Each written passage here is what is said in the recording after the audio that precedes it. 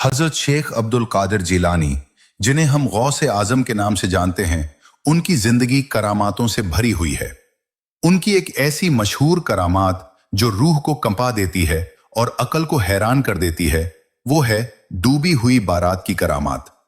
कहा जाता है कि एक बूढ़ी औरत रोती हुई गौस पाक की खिदमत में हाजिर हुई। वो बहुत गमगीन थी क्योंकि उसके इकलौते बेटे की बारात जा रही थी और रास्ते में दरिया पार करते वक्त कश्ती उलट गई। उस हादसे में दूल्हा, दुल्हन और पूरी बारात दरिया में डूब गई थी।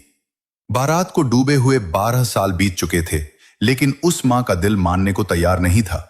उसने गौस पाक से फरियाद की कि हुजूर, आप अल्लाह के वली हैं, मेरी डूबी हुई बारात वापस दिला दीजिए। गौस पाक ने उस मां की तड़प देखकर दरिया की तरफ रुख किया और अल्लाह की बारगाह में दुआ की। रिवायतों में आता है कि आपने दरिया की लहरों की तरफ इशारा किया और फरमाया, ऐ दरिया, इस मां की डूबी हुई बारात को बाहर निकाल दे। अभी कुछ ही पल बीते थे कि दरिया के बीच से वो कश्ती वैसी की वैसी ही बाहर निकल आई।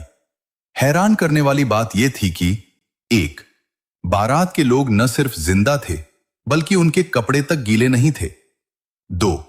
दूल्हा और दुल्हन वैसे ही सजे धजे थे जैसे 12 साल पहले थे। 3. बारातियों को यह एहसास भी नहीं था कि उन्हें डूबे हुए इतना अरसा बीत गया है। उन्हें लगा जैसे बस कुछ ही पल हुए हैं। यह करामात हमें क्या सिखाती है? यह वाकया सिर्फ एक करिश्मा नहीं है, बल्कि यह बताता है कि अल्लाह अपने नेक बंदों को वो ताकत और मकाम अता फरमाता है कि वे उसकी मर्जी से नामुमकिन को मुमकिन कर देते हैं। यही वजह है कि आज भी दुनिया भर के लोग आपको पीराने पीर और दस्तगीर के नाम से पुकारते हैं।